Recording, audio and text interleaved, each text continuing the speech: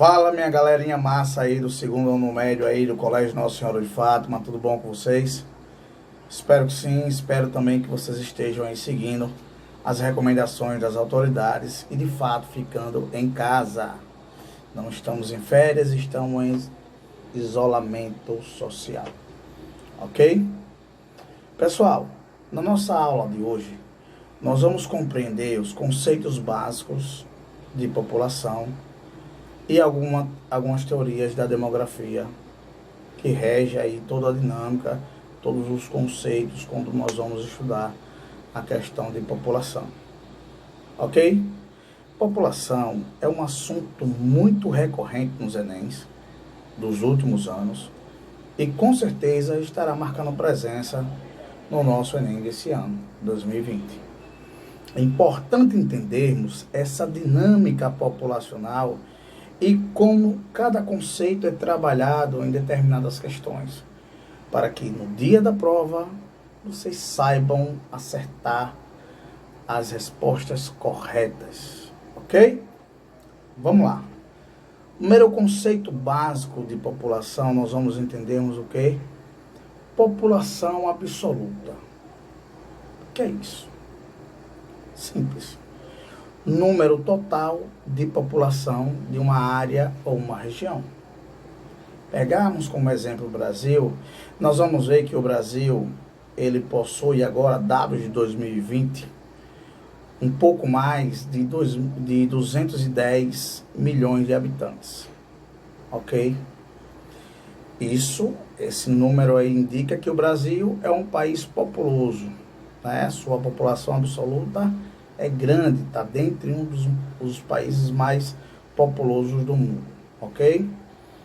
Mas, em contramão com isso, vem a ideia de país populoso e país povoado.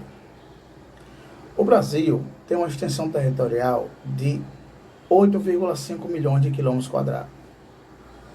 Gigante a sua extensão territorial. Com 210 milhões de habitantes distribuídos aí nesse seu território. Porém, essa relação de país populoso e país povoado significa justamente na distribuição dessa população. Portanto, falamos que o Brasil é um país populoso, mas não povoado. Professor, por quê? Tanta gente aí e não consegue povoar o Brasil. Veja só. O Brasil é um país populoso porque ele tem uma população absoluta expressiva. 210 milhões de habitantes é uma população expressiva. Porém, ele não se configura um país povoado porque existe no Brasil o que nós chamamos de vazios demográficos. Existem duas regiões brasileiras que possuem esses vazios demográficos aí, impedindo que o Brasil seja um país povoado.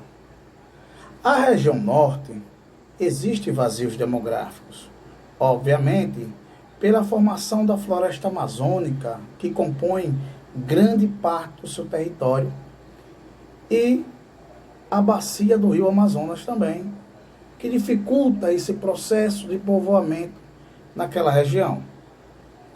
Mas também nós temos a região centro-oeste do Brasil, que nós chamamos também de vazio demográfico, é um exemplo. Porque nessa região desenvolve-se grandes atividades agrícolas e pecuária, a agropecuária. Entendemos o seguinte, que essa região é a fronteira de expansão agrícola do Brasil. Por ter essas atividades agrícolas, né, de plantation, grandes propriedades de terra, a plantação principalmente da soja, do trigo, do milho, ok? As habitações, elas são irregulares, não temos grandes centros urbanos e povoamentos distribuídos nessa região, né? Temos alguns pontuais. Então, o Brasil possui esses dois vazios demográficos aí, nessas duas grandes regiões, que é a região norte e a região centro-oeste. Ok? Dando seguimento no nosso roteiro aqui, nós vamos falar da densidade demográfica. O que seria isso? Simples. Nós vimos na última aula. Número de habitantes por quilômetros quadrados. Uma divisão simples. Nós vamos pegar o número de habitantes e dividir pelos quilômetros quadrados da extensão territorial. Se estivermos em uma sala de aula, por exemplo, a unidade vai mudar. Em vez de ser quilômetros quadrados, nós vamos utilizar o quê? Metros quadrados. Ok? Tranquilo. A densidade demográfica, ela vai justamente dar esse contraponto de país populoso e país povoado. É ela que vai nos dar a direção de que o Brasil, de fato, é um país populoso, mas não é um país totalmente povoado. Joinha? Nós vamos trabalhar com as taxas, né? E vamos trabalhar primeiramente com o conceito de taxa de natalidade. O que seria taxa de natalidade? Natalidade significa nascimento. Número de indivíduos que nascem em um período, em um ano, em uma década. Depende do que você queira estudar. A taxa de mortalidade, como o nome já diz, mortalidade, vai ser o número de indivíduos que vêm a óbito, que vão morrer. Só que essa taxa de mortalidade, é importante frisar que esse dado ele é básico em crianças de 0 a 1 ano de idade, ok? Se a criança já tiver 2 anos, 3 anos e vier a óbito, não entra nessa estatística da taxa de mortalidade. A taxa de mortalidade é um dado estatístico que ele é mensurado, ele é medido em crianças de 0 a 1 ano de idade, ok? E nós vamos ter também a taxa de fecundidade, ou seja, a capacidade de reprodução, obviamente, das mulheres, né? O quanto elas estão fecundando, o número, por exemplo, de gestantes. E aí você também pode fazer através de períodos, durante 1 ano, durante 10 anos, durante 20 anos. E aí nós vamos ter algumas projeções, algumas estatísticas, para poder ter uma noção exata do que está acontecendo com essa fecundidade aí, se está elevada ou se está baixa. O mundo inteiro ele está dentro de uma perspectiva de diminuição dessa taxa de fecundidade, né? Outros fatores aí estão envolvidos, como por exemplo o índice de desenvolvimento humano, né? O IDH, e essa melhora no IDH vai fazer com que a população ela se torne um pouco mais velha, ou chegue à expectativa de vida não só do brasileiro, mas de os países europeus, os países nórdicos, né? Nós ainda não somos países desenvolvidos como eles, mas nós estamos ali acompanhando essa elevação da taxa dessa expectativa de vida, na verdade. O brasileiro está vivendo mais, né? A qualidade de vida do brasileiro melhorou. Supõe-se que sim, porque estamos vivendo mais, ok? Mas ainda dentro dessa perspectiva do crescimento demográfico, dos conceitos populacionais, tem um que comumente ele cai aí no Enem e de algumas formas. É a questão do êxodo rural, certo? O Brasil já foi um país rural. Década de 30, 40, o Brasil foi um país rural, quando a maior parte da sua população vivia no setor rural, nos campos.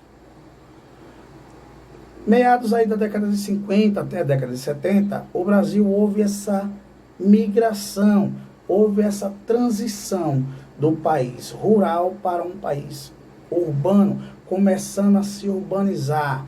Esse período de êxodo rural, nós vamos pegar da década de 50 para a década de 70, onde, obviamente, foi introduzido o processo de industrialização.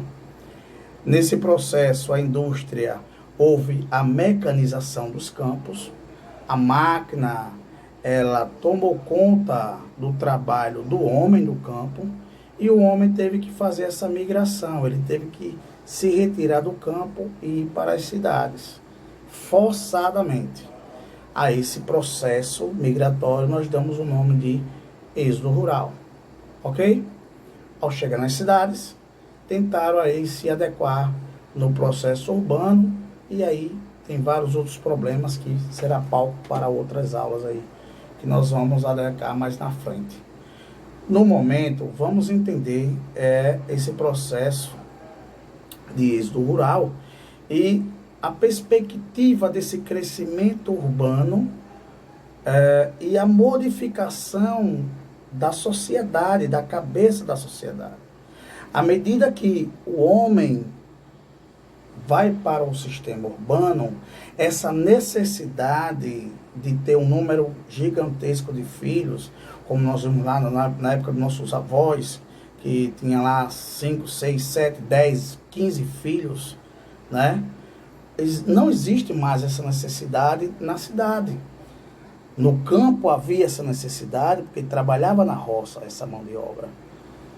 Na cidade não, na cidade você não tem mais essa necessidade de tantas pessoas ali estarem no seio familiar.